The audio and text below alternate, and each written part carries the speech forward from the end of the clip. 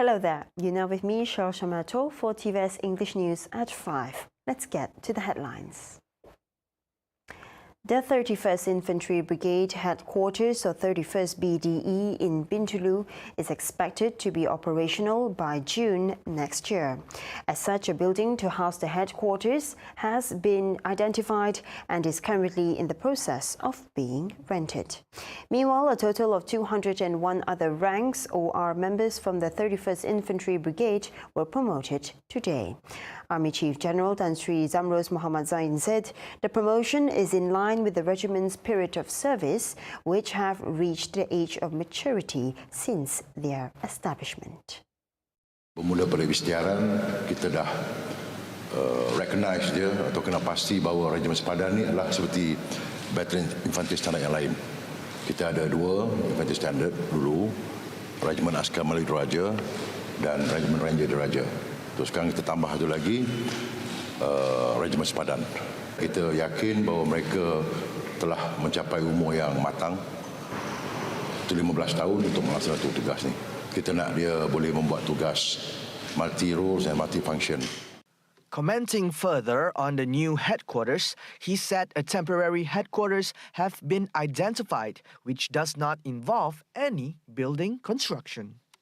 Kita berpendapat bahawa di Sibu tu kita dah ada 9 brigade, so kita nak gerakkan 2 brigade ni ke BINTULU. Saya yakin apabila proses semua sekali berjalan menjelang bulan Jun next year, markas 3 brigade ni akan berada di BINTULU, insyaAllah. Tapi temporary dia sebegitulah, dia akan berada di BINTULU. Kita akan menyewa bangunan di situ. At the same time, he also ensures that the security in Sabah and Sarawak is still under control. Kita sentiasa mengikut keadaan semasa lah. Geostrategik kita ikut dan kita standby, dan kita pun dah tingkatkan pos-pos kita di sepanjang sempadan Kalimantan. Kita ada 4 pos baru yang telah siap dan telah dilaksanakan operasi, dan 3 pos dalam pembinaan lagi. He said in his speech during the parade at the Muar Tuang camp today, December 27th. Also present were Eastfield Command Chief Lieutenant General Datuk Mazuki Muhammad and 1st Division Infantry Commander Major General Hassan Embong and other dignitaries. For the record, the Border Regiment was established on January 12, 2008 to replace the Infantry Battalion Series 300 Territorial Army and strengthen and uphold the administrative and operational machinery of the Army in preserving and defending the sovereignty of the country. The appointment of all chairmanships and board members involving federal statutory bodies and government-linked companies, or GLCs, awaits the next cabinet directive, as the matter should be done carefully and not hastily. Deputy Minister of Finance Datuk Sri Ahmad Maslan said GLC's operation under the Minister of Finance Incorporated MOF Inc. is still running well under the management of the Chief Executive Officer, other top management and staff. Kita tunggu apa keputusan kabinet mengenainya. Saya tahu bahawa dalam Menteri Keuangan diperbadankan memang ada banyak syarikat yang terlibat, ya, dan peletakan jawatan itu telah pun dilakukan oleh pelbagai pihak daripada pelbagai parti. Kita tahu bahawa ketika PN menjadi kerajaan, mereka ada meletakkan wakil-wakil daripada PAS, wakil-wakil daripada PPBM untuk berada dalam pengarah dan juga pengerusi, termasuklah anak-anak syarikat Menteri Keuangan diperbadankan. Jadi kita menunggu arahan kabinet seterusnya, apakah keputusan Perdana Menteri mengenainya.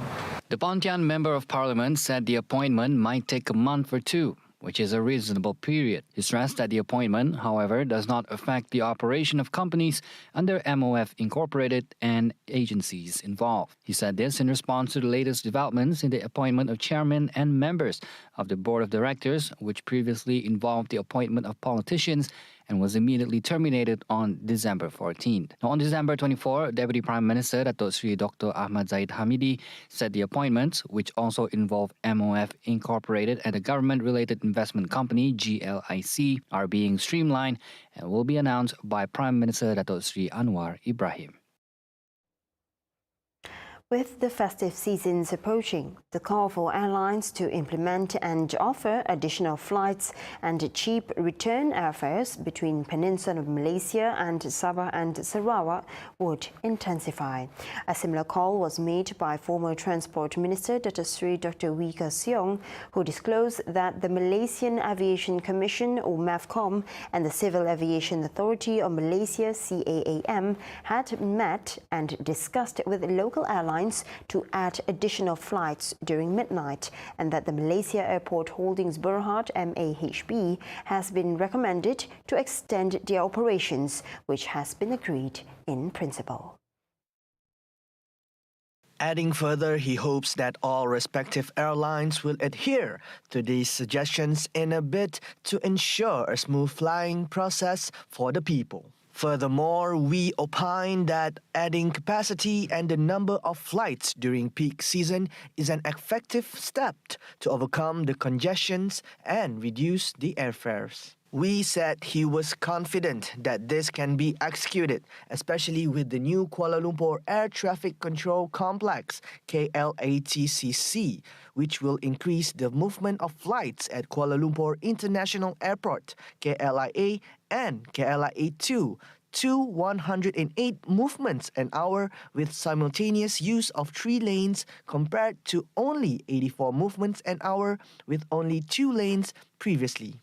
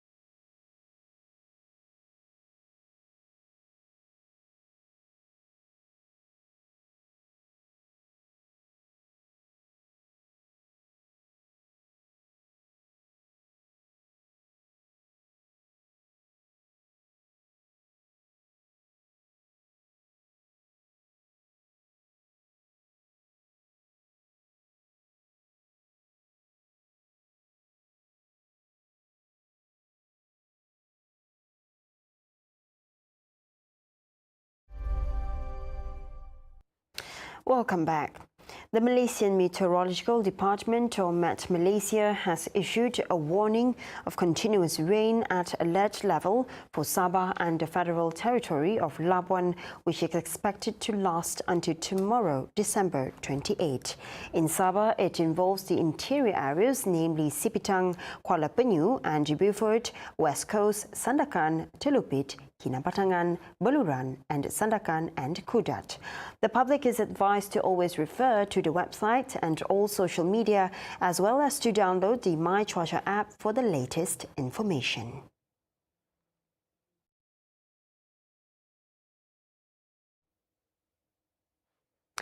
The Ministry of Health (MOH) will continue to step up its preparedness to face a possible hike in the number of daily COVID-19 cases and deaths following the surge of infections in China.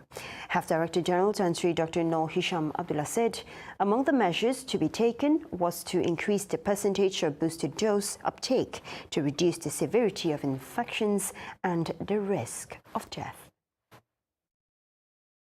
In a statement released on Tuesday, Dr. Nur Hisham said MOH is urging all eligible individuals to take their booster dose of the COVID-19 vaccine so that the Malaysian population gets optimal protection against COVID-19. According to him, the rising number of COVID-19 cases in China was reported by the World Health Organization, WHO, on December 21st. As such, he said the MOH will also strengthen the country's COVID-19 management through the digitalization of health management by improving the automated find, test, trace, isolate, and support FTTIS approach. Through the approach, individuals who conduct COVID-19 self-tests can report their test results to the MySejahtera application, where positive cases will be given a home surveillance order and release order digitally. In addition, Dr. Nur Hisham said the ministry will also ensure that all COVID-19 assessment centers, CAC, were ready to receive a high number of patients. The CIC will also start Paxlovid, Nirmatrelvir or Ritonavir treatment for high-risk COVID-19 patients, identify and coordinate patients who need to be referred to the hospital, as well as assess and discharge positive cases whose isolation period has expired. China will cancel nucleic acid tests for international arrivals starting January 8, 2023. According to a statement from the Ministry of Foreign Affairs, inbound travellers to China are advised to take a PCR test within 48 hours prior to their departure. The statement further said China will scrap restrictions on international passenger flights, increase the number of flights in stages, and optimize the distribution of routers. Airlines will continue to carry out disinfection on board, and passengers are required to wear masks when flying. As such, China will further optimize arrangements for foreigners traveling to China for work, business, study, family visits and reunions, and provide visa facilitations accordingly. Measures will be taken to ensure that freight at various ports will return to pre-epidemic levels as soon as possible, and outbound tourism for Chinese citizens will be resumed in an orderly manner. More than 5,500 flights were cancelled in the United States as of Monday evening due to a snowstorm. At least 50 people had died in the U.S. by Monday morning as a result of heavy winter storm-related incidents. According to NBC News, at least 12 states, namely Colorado, Illinois, Kansas, Kentucky, Michigan, Missouri, Nebraska, New York, Ohio, Oklahoma, Tennessee, and Wisconsin reported 50 deaths. The city of Buffalo in northeastern New York State had the most casualties, with more than a meter of snow falling over the weekend. It is reported in the Buffalo that as of today, at least 14 people had died. See the world closer with TVS as we bring you the latest news updates both locally and internationally. More headlines anytime at tvstv.my or follow us on our social media platforms. That's all the updates we have for the news at 5. I'm Shalta Meto. Thank you for watching.